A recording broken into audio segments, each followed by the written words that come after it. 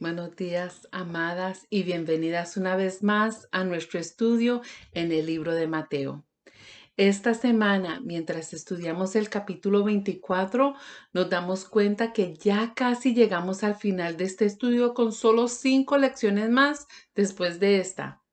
Para que sepan, las que llevan el calendario de este estudio con nosotras en la clase de Miami, tenemos un tiempo de descanso la próxima semana.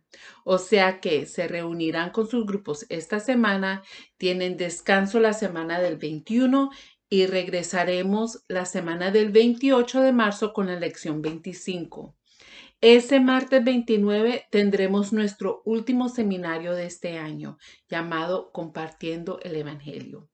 Ese lo vamos a hacer a las 8:30 de la noche, hora de Miami. Va a ser un martes y va a ser para prepararnos a compartir la mejor noticia que podamos compartir con nuestros seres queridos, especialmente los que no conocen del amor incondicional y el plan de salvación que tiene Jesucristo para el mundo entero.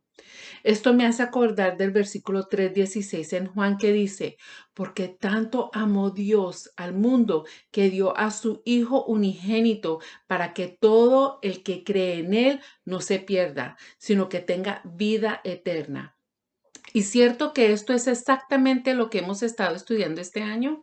Hasta ahora hemos estudiado su primera venida y su caminar y ministerio en la tierra. Estas últimas semanas hemos estado estudiando su última semana como hombre Dios aquí en esta tierra y pronto estudiaremos su horrible muerte y su gloriosa resurrección. Pero para seguir, empecemos en oración. Padre eterno, gracias, Señor. Gracias, Señor, porque tú eres fiel. Gracias, Señor, porque tú cumples todas tus promesas, Señor. Gracias, Señor, porque tú tienes control de todas las cosas, Señor. Todo pasado, todo presente y todo futuro, mi Dios. Gracias porque tú tienes el futuro en tus manos, Señor. Y una de esas promesas, mi Dios, es de que tú regresas pronto, mi Dios. Señor, te pedimos, Señor, de que estés ahora con nosotras en este estudio, Señor, de que vayas por delante de nosotras y nuestros corazones para recibir la palabra que tú tienes para nosotras, Señor. Espero, mi Dios, de que durante esta enseñanza, Señor, veamos tu omnisciencia, Señor. Veamos, Señor, que lo que tú profetizas, Señor, es promesa ya cierta, mi Dios. Señor, que podamos ver tu plan, tu regreso, Señor, y que podamos entender un poquito más, Señor, de esa segunda venida tuya que tanto anhelamos, mi Dios. Señor, pido por cada mujer que se está conectando, mi Señor, pido por las vidas que tienen, Señor, pido de que sientan tu amor incondicional en ellas, Señor, y que tú tienes un plan perfecto para cada una de ellas, mi Dios. Señor, esté con nosotras durante el estudio, Señor, y que sea tu palabra la que vaya a los corazones de cada mujer. Todo esto, Señor, lo pido en el nombre de nuestro Señor Jesucristo, amado. Amén. Bueno, esta semana vemos lo que en el momento se ve como pistas de un juego que en inglés el juego se llama Scavenger Hunt. Eso parte de ese juego es tener una lista de pistas que se le da al jugador al cual él debe de encontrar o averiguar para llegar a un tesoro entre un tiempo determinado. La cosa es que en las escrituras de esta semana, Mateo no está jugando. Lo que él escribe es realidad y verdad. Jesucristo le dio a sus discípulos y a nosotras hoy nos da unas pistas que señalan a lo que aprendemos esta semana, que la humanidad y la tierra se encaminan hacia un regreso de Jesucristo. Ese regreso de Jesucristo es un tesoro que nosotras las creyentes anhelamos con anticipación y gozo, pero a la vez con tristeza y dolor, porque muchos que conocemos y amamos no saben o quizás no aceptan esa realidad y esa verdad de que Jesús regresa. Esto lo vamos a ver en dos divisiones. Las pistas que señalan el pronto regreso de Jesucristo, eso lo vamos a ver en Mateo 24, del 1 al 31, y el tiempo que señala el pronto regreso de Jesucristo, y eso lo vamos a ver en los versículos 32 al 51. Por favor, abran sus Biblias al capítulo 24, donde nos encontramos con Jesús y sus discípulos después de pronunciar los ayes a los maestros de la ley, los fariseos y los saduceos. El versículo 1 nos dice que Jesús salió del templo y se iba. Es como diciendo que él ya no iba a volver. Al salir con los discípulos, mientras esos maestros de la ley tramaban su arresto y muerte, los discípulos le llaman la atención a Jesús hacia los edificios del templo. Esto a mí me causó un poco de gracia, porque me imagino ellos diciendo, mira Jesús de este templo, mira los edificios tan grandes y tan bellos, majestuosos y maravillosos. Como si él no supiera si él fue el que dio los planos a Salomón para edificar el primer templo. Si quieren estudiar más de eso, lo encontrarán en Primera de Reyes, capítulos 5 y 6. Cuando originalmente se edificó ese templo, las rocas se obraron en la cantera a varios kilómetros del área para que no hubiera bulla a donde se iba a edificar ese templo, porque Salomón sabía que ese lugar era santo. Esas rocas que obraron medían hasta 40 pies, que son casi como 12 metros de largo, y pesaban hasta 100 toneladas de lo grande que eran.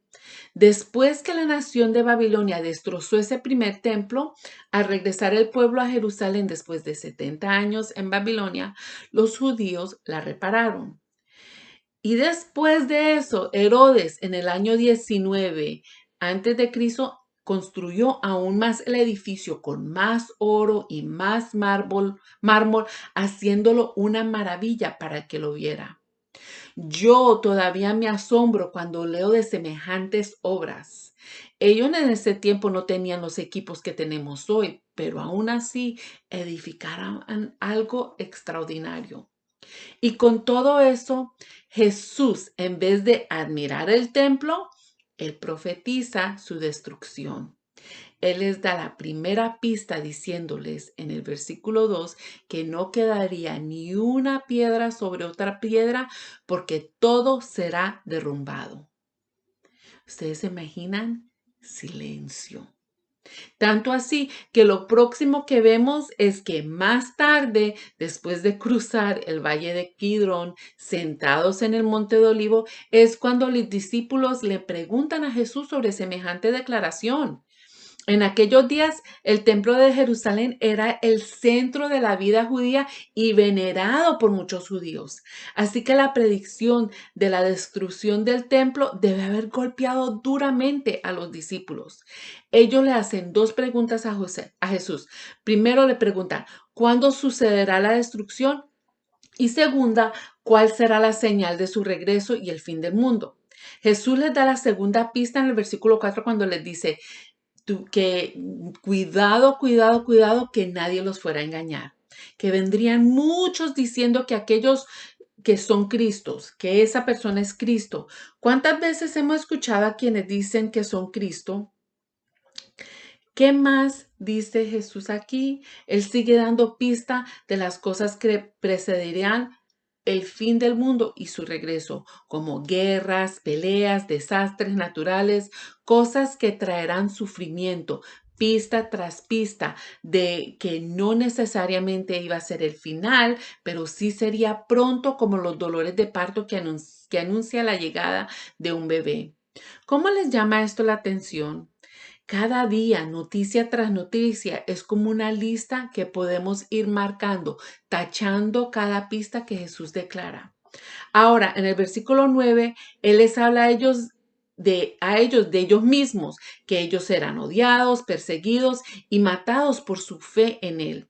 ¿Se imaginan lo que estaría pensando ellos? Jesús sigue con el versículo 10 diciendo que muchos se separan de la fe, que habrá traición, odio, falsos profetas, y que la maldad predominará. Cuando los discípulos escucharon esto, ellos no tenían idea lo exactas que eran estas profecías de Jesús, estas pistas que apuntan a un fin y su regreso. Nosotros tenemos la Biblia y hemos visto todo lo que Jesús promete aquí, que es cierto porque se ha cumplido y se sigue cumpliendo. Piensa en las guerras, en los desastres naturales que han ido ocurriendo y siguen pasando. La maldad crece en el mundo y la rebelión crece contra Dios y significa que se vuelve cada día más difícil vivir como un creyente. Y eso no importa uno esté en el mundo. Experimentamos diferentes niveles de persecución, desde ser burlados o tratados con desdén hasta ser odiados o incluso asesinados como nuestros hermanos y hermanas que viven en lugares que es una sentencia de muerte ser cristiano. Y ya sea que vivamos en un país próspero o uno no tan próspero, la cultura mundana y los malvados males del amor al dinero y al poder y el orgullo pueden hacer que los creyentes profesantes se desvíen de una vida fiel y dan la espalda a la fe. Jesús está dejando claro que los cristianos culturales, los que simplemente asisten a la iglesia, los que se llaman a sí mismos cristianos porque no tienen una conversión verdadera o ninguna relación verdadera con Jesús, esos mismos serán los que se apartarán en esos tiempos, que en realidad son estos tiempos. Nada esto nos da aliento hasta que llegamos al versículo 13, cuando dice, pero que se mantengan firmes hasta el fin pero el que se mantenga firme hasta el fin será salvo. Aquí es que vemos la verdadera fe en la que hemos hablado antes, la perseverancia del creyente verdadera durante estos tiempos difíciles. La promesa que Jesús declara en el versículo 14, que es otra pista, es que este evangelio del reino se predicará en todo el mundo como testimonio a todas las naciones. Esto aquí ya declara el fin verdadero, que el fin ya viene. Es así como el mundo entero conocerá este Cristo, este Dios, este evangelio, con los que perseveran y predican el evangelio. Fue así como ustedes y como yo tuvimos la conversión verdadera. Fuimos expuestas a la verdad. ¿Con quiénes están ustedes compartiendo el evangelio? Dios ofrece esperanza y salvación a través del Evangelio de Jesucristo, la buena nueva, la buena noticia de que Jesús ha muerto por nosotros y por nuestros pecados en la cruz y ahora nos ofrece la salvación para los que creen en Él. No estamos hablando de salvación de la muerte física, no, sino la salvación del juicio e ira de Dios cuando Jesús regrese. La misericordia y gracia de Dios es tan grande que Él permite que el Evangelio sea predicado en todo el mundo antes de que el fin de este mundo llegue. Esto significa que todos tendrán la oportunidad de escuchar y creer en el Evangelio y escapar del justo juicio de Dios. Hay muchos que quizás no estén seguros de esa salvación que tiene Cristo. No tienen su salvación acertada en la palabra de Dios y la certeza de ser salvo por su sangre derramada en la cruz y su resurrección al tercer día. ¿Será que tú no tienes tu salvación certera? ¿Quieres estar segura de que tu salvación es cierta y eterna? Pídele un folleto digital que se llama Estoy seguro a tu líder de grupo para que lo leas, para que lo estudies junto con la palabra de Dios, para estar segura de que cuando venga Jesucristo en su segunda venida por su iglesia, sea salva del juicio de Dios. Hasta ahora vemos las pistas que Jesús les da a los discípulos de esos signos del fin del mundo y de su regreso. Nos podemos preguntar, ¿qué estarán pensando los discípulos al respecto? Bueno, como seres humanos, a menudo tenemos una fascinación con el futuro. Algunas personas consultan horóscopos o incluso psíquicos y adivinos para tratar de averiguar qué va a pasar en el futuro. ¿Será que es así como debemos de tratar estas profecías? No, Dios no es psíquico, no es falible y no es adivino, no. Él no tiene la intención de que tratemos sus profecías en la Biblia con desconfianza. Todas las profecías de Dios se hacen realidad cuando hablamos de la profecía de Dios en la Biblia. No solo acertamos de que Dios puede ver el futuro y prever lo que va a pasar, acertamos de que Dios soberanamente establece un plan para la historia humana y hace que eso suceda. Su omnisciencia es verdadera, su omnisciencia es real, su omnisciencia es de confianza. Cuando nosotros dudamos si las profecías de la Biblia se cumplirán, entonces todo lo que puedes interpretar del mundo es lo que puedes ver en el presente, sufrimiento y la maldad. Te quedarás preguntando, ¿por qué el mundo está tan desordenado, malvado? ¿Y por qué todo se está echando a la ruina? ¿Será que alguien realmente controla el futuro? ¿Cómo doy sentido al caos en este mundo? Pero todo esto cambia si creemos que Dios cumple sus profecías.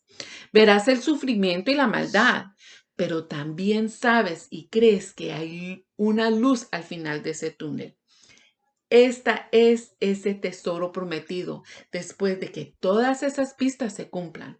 Dios está gobernando la dirección y los detalles de la historia humana, aún en el desorden que se ve en el mundo. Sabemos que el plan de Dios se cumplirá, pase lo que pase en este mundo, y sí, en tu propia vida y en mi vida. Dios tiene un propósito y Él tiene un plan, y eso nos da esperanza. Eso me da a mí esperanza.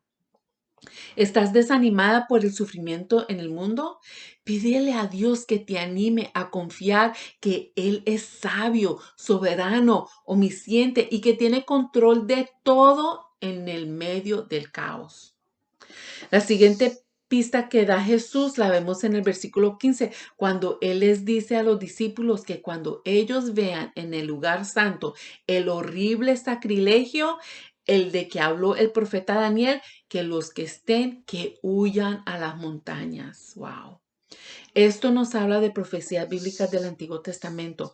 Dos partes se encuentran en esta profecía. Se encuentra una histórica y una profética en lo que era el tiempo de Cristo. Okay, vamos a ver si me explico.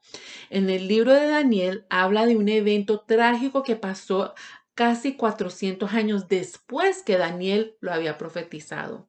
Este evento pasó en el año 168 antes de Cristo. Después del reino griego con Alejandro el Grande, vino el rey Antíoco Epifanes de Siria, que creía que él era la encarnación del dios griego Zeus. Cuando él se dio cuenta que los judíos no lo alababan, de la rabia, él ordenó la destrucción del templo, la matanza de miles de hombres judíos y la violación de las mujeres judías. Él entró al templo y sacrificó a un cerdo y degradó el templo con la sangre. Horrible y terrible. De verdad que fue una verdadera abominación de la cultura judía. La segunda parte de esa profecía, que pasó en el futuro de cuando Cristo la declaró, pasó en el año 70, cuando los romanos, con el liderazgo de Tito, destruyeron a Jerusalén. Él también profanó el templo. Hubo también muchísima matanza que hizo que muchos judíos huyeran a las montañas.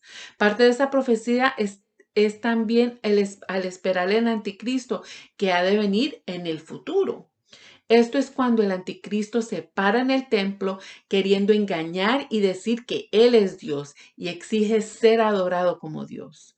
Esta futura profanación la vemos en el Apocalipsis 13, si quieren estudiarlo más ahí. Recordemos lo que dice en el versículo 15. El que lea, entienda. Aquí Jesús nos dirigió nuevamente al lugar central del entendimiento, la abominación desoladora. Es casi como si Jesús hubiera dicho, no te lo pierdas. Si no entiendes esto, no entenderás muchas otras cosas.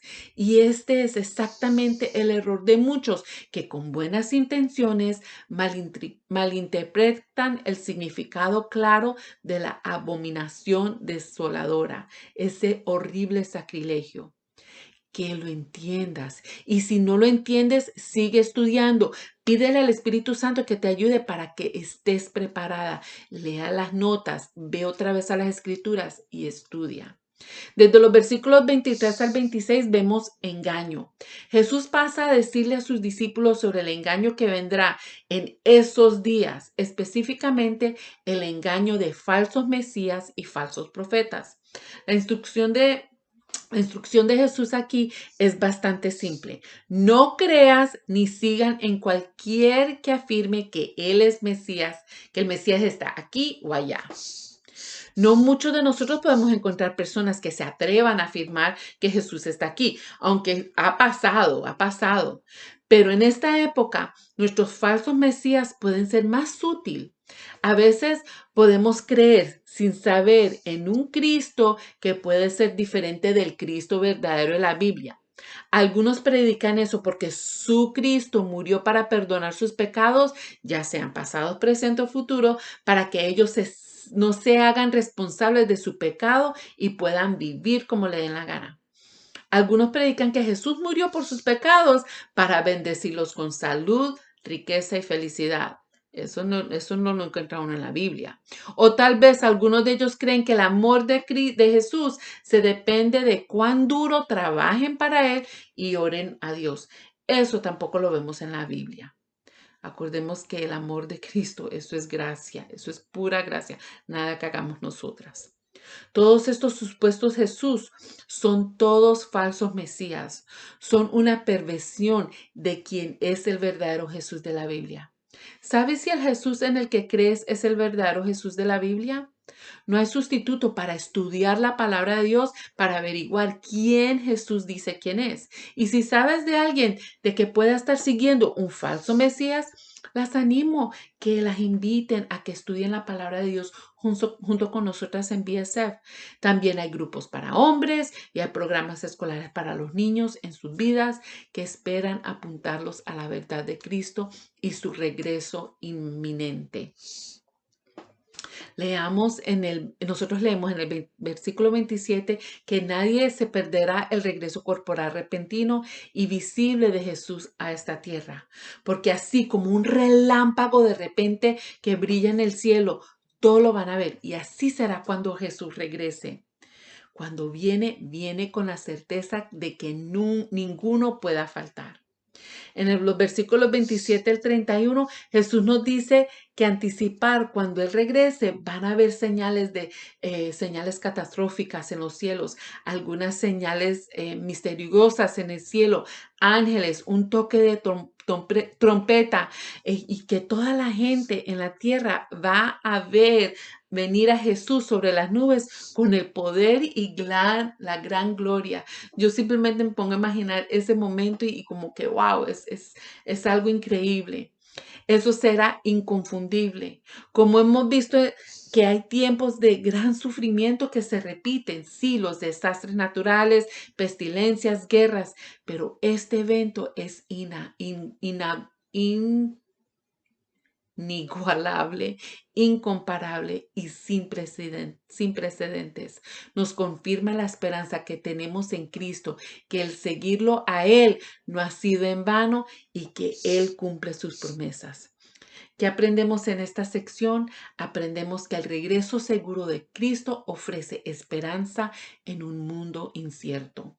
El regreso seguro de Cristo ofrece esperanza en un mundo incierto. Cuánto me gustaría leerles los versículos de la Biblia que apuntan a este regreso. Primera de Corintios 15:52, Colosenses 3:4, Primera de Tesalonicenses 4 del 13 al 18, el capítulo 5 versículo 2, el versículo 23, Segunda de Pedro 3:10, Apocalipsis 1:7. Hay muchísima más. Búsquelas. Estén seguras de este acontecimiento que va a pasar. Tengan con certeza de que este evento va a pasar, está por pasar en cualquier momento. Pero quizás se te hace difícil vivir una vida cristiana agradable a Dios. Sabiendo que Cristo regresa con certeza y que el mundo se acabará, significa que tu vida terrenal, el dinero, poder, costumbres, vicios, pasatiempos, nada de eso durará. Pero también significa que tus sacrificios por la obra de Dios sí va a valer la pena cuando Cristo regrese. Pon tu esperanza en el hecho de que Cristo regresará y esa esperanza de vivir para Él se agrandecerá y en tus circunstancias actuales. En el medio de la angustia y el engaño podemos tener la esperanza de que Cristo regresará. Las palabras de Jesús son verdaderas. Seguirlo requiere sacrificio y fe, pero promete paz y plenitud. ¿Qué medidas de seguridad has puesto en marcha para permanecer alerta a fuerzas engañosas?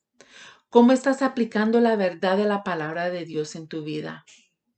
Bueno, hasta ahora hemos estudiado la primera parte de la pregunta de los discípulos a Jesús, que cuáles eran esas señales y en este caso esas pistas que apuntaban a su regreso. Ahora entramos a la segunda división, los tiempos que señalan el regreso y eso lo vamos a ver en los versículos 32 al 51. Jesús aquí comienza a hablar sobre el momento de su regreso y cómo prepararse para ese momento. Comienza con la parábola en los versículos 32 al 35 sobre la higuera. Las ramitas de una higuera se ponen tiernas justo antes del verano y así cuando uno ve eso, uno sabría que el verano está cerca. Y entonces Jesús les dice en el versículo 33 que de esa manera los discípulos sabrían que su regreso estaría cerca cuando vieran todas estas cosas, refiriéndose a las señales que Jesús le acababa de predecir. Ahora llegamos a otra declaración un poquito más oculta en el versículo 34, cuando Jesús le dice a sus discípulos, ciertamente esta generación no pasará hasta que todas estas cosas hayan sucedido. Las animo a que consulten las notas para algunos puntos interesantes sobre algunas posibles interpretaciones de esto. Eso sí, Jesús está absolutamente seguro de una cosa, como él dice en el versículo 35, que sus palabras prevalecerán y son más permanentes que la creación. Incluso el cielo y la tierra pasarán, pero sus palabras nunca pasarán. Eso es tener autoridad. Eso es ser poderoso.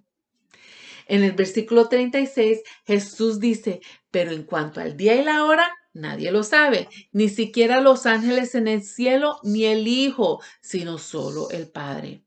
Aquí hay dos cosas. Cualquier hombre que diga que sabe el día y la hora, como tantos han tratado en el pasado, están haciendo una presunción no bíblica. Esta gente cae en la categoría de los falsos profetas. La Biblia dice que nadie lo sabe. No nos distraigamos con algo que la Biblia dice que no sabe. Eso es perdiendo el tiempo. Segundo, quizás sea extraño pensar que hay algo que Jesús no sabe porque sabemos que Jesús es Dios el Hijo, ¿no? Pero esto realmente no debería sorprendernos porque Dios el Padre limitó a Dios el Hijo sus propios poderes de muchas maneras. Él fue confinado a un cuerpo humano para nosotras. Se sometió a las limitaciones de un cuerpo humano. Él necesitaba dormir, necesitaba comer, pero eso no nos debería sorprender cuando leemos que Él era limitado. Sabemos que al final Dios el Padre lo sabe todo. Él es omnisciente. Eso es a pesar de que ha elegido no compartir la hora exacta del regreso de Jesús con nosotras. Él quiere que estemos listas en cualquier momento. Pues en el versículo 37 al 39 nos apunta que su regreso será como los tiempos de Noé. En el momento que él regrese, la gente se encontrará haciendo lo que normalmente hacen. Puede ser que mientras estoy yo grabando este video o mientras ustedes lo estén viendo, él llegue así como el tiempo de Noé. Ellos no supieron del juicio hasta que vino el diluvio y se los llevó. Y así será. La gente no se dará cuenta.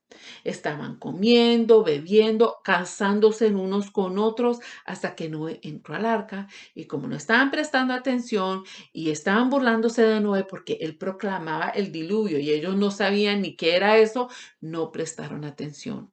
Llegó el diluvio y se quedaron afuera del arca, hubo juicio y se ahogaron. Hoy en día va a aparecerse eso muchísimo. Negocios se conducirán como costumbre, pero cuando regrese Jesús, Él nos dice que va a ser muy repentino y va a haber una división muy clara entre el pueblo de Dios y los que no son. Jesús describe en los versículos 40 y 41, dos personas podrían estar trabajando en un campo o trabajando con un molino y uno de ellos es tomado y el otro dejado atrás. Entonces, ¿cómo hacemos para estar listas si no sabemos cuándo regresa Cristo? Bueno, Él nos exhorta en los versículos 42 al 44 que mantengámonos despiertos y preparadas porque el Hijo vendrá cuando menos lo esperemos. A ver, ¿quién sabe cuándo va a entrar el ladrón a su casa a robar? Si se supiera, el ladrón no va porque él sabe que lo están esperando. Pero igual así, muchos van a ser sorprendidos por su llegada. Tenemos que estar despiertos, vigilando y listas. Tenemos que estar listas. Jesús nos da otra ilustración en los versículos 45 al 47 del siervo fiel y prudente quien el Señor ha dejado encargado de los otros sirvientes. Él cuida de ellos dándole la comida, no solo nutrición física, pero también como deberíamos hacer nosotros, ¿no es cierto? También darle la palabra de Dios, nutrición para sus almas, ministrando las necesidades de los otros, obrando para el Señor. Este será puesto a cargo de todos sus bienes. No como el siervo malo que se pone a pensar que el Señor está demorando y en vez de cuidar, empieza a maltratar a los siervos, a emborracharse cuando de repente, no sabiendo el día o la hora, llega el Señor a la casa. Ese siervo será castigado severamente con una condena que reciben los hipócritas que incluyera llanto y rechinar de dientes. Ugh. Este es el peligro de pensar que el Señor está demorando su regreso. Cualquiera piensa que tiene que pasar un dado evento, A, B o C, cualquier evento, y en realidad ese individuo está diciendo que el Señor está demorando su regreso. Jesús aquí nos habla a todo creyente. Él nos ha dado dones y recursos al cual ser mayordomos de ellos. Ya hemos aprendido en este libro que debemos amar a nuestro prójimo como a nosotras mismas, que debemos cuidar a los niños, que servir a servir en nuestros círculos de influencia. Y el solo hecho que no hemos llegado todavía al capítulo 28, a donde nos dice que hagamos discípulos de todas las naciones, eso no quita que eso es uno de nuestros mandamientos al cual Él quiere que estemos atentas y sirviendo. ¿Cuál sierva somos? ¿Somos la fiel y prudente que obra en excelencia, integridad y en humildad? ¿Que depende en Dios y sabe que Él tiene recursos inagotables para poder hacer la obra a la cual Él nos ha llamado? ¿O somos la sierva que abusa de los privilegios y desgastamos esos recursos? ¿No tomamos la mayordomía de recursos y tiempo como un acto de alabanza a el que Él nos ha dado? ¿A dónde nos está llamando Dios a ser su fiel sirviente? O quizás toleramos el pecado en nuestras vidas pensando que hay tiempo para quedar bien con Cristo y que de repente empezará a ser obediente a su llamado mañana. ¿Qué pecado pensamos que Él no sabe y nosotros que quizás pensamos que Él no es suficientemente omnisciente para conocerlo? ¿Será que pensamos que tenemos mañana para quedar bien con Él? ¿O debemos de entregarle todo ahora, ahora mismo, porque mañana no es prometido? Ese pensar del siervo malo nos puede llevar a lugares muy lejos de un arrepentimiento y reconciliación con Jesucristo. Como creyentes debemos vivir una vida entregada a Él, obrando fielmente y alabando hasta su regreso. ¿Qué aprendemos en esta sección? A ver, aprendemos que el regreso seguro de Cristo nos debe conmover a una vida pura en Él y para Él. El regreso seguro de Cristo nos debe conmover a una vida pura en Él y para Él. Amadas, ¿qué revelan tus acciones y tus pensamientos cuando cuando piensas que Cristo ya va a regresar? Podría ser que en algún lugar de tu corazón estás pensando, mi maestro se demora, tengo tiempo para... Acaba tú la frase. ¿Cómo podría verse tu vida diferente si supieras que Jesús vendría en un mes, mañana, después de esta enseñanza? Solo nuestro Dios conoce el pasado y controla el futuro.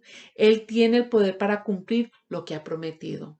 ¿Qué podría cambiar en tu vida si enfrentarás el futuro seguro en las promesas de Dios? ¿En qué áreas te está pidiendo Dios que confíes plenamente en Él? ¿Qué puedes hacer para cumplir los mandatos de Jesús, de velar y estar lista para su regreso? ¿Quién en tu círculo de influencia no conoce a Jesucristo como su Señor y Salvador de su vida, que pueda que tú, al compartir estas verdades, le cambies su eternidad? El regreso seguro de Cristo ofrece esperanza en este mundo incierto. Y como creyentes estamos llamadas a vivir una vida pura anticipando su regreso inminente, porque la humanidad y la tierra se encaminan hacia el regreso de Cristo, ese tesoro más anhelado que podamos recibir. Así que vosotros también debéis estar preparados, porque el Hijo del Hombre vendrá a la hora que no lo esperéis. Mateo 24:44. Oremos. Señor Dios, gracias, Señor. Gracias por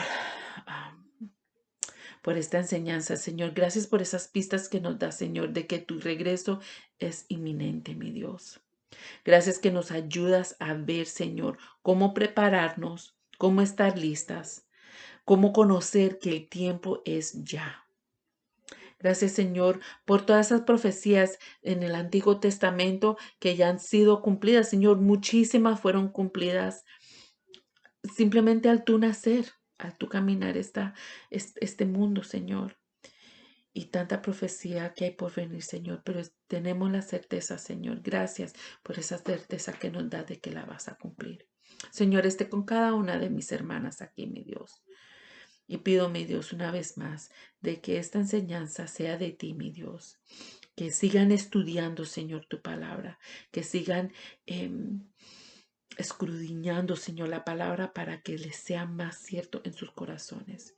Gracias una vez más, Señor, por el privilegio. Todo esto, Señor, te damos gracias en nombre de nuestro Señor Jesucristo amado. Amén. Bueno, hermanas, amén. Las amo y nos vemos pronto. Un beso, un abrazo.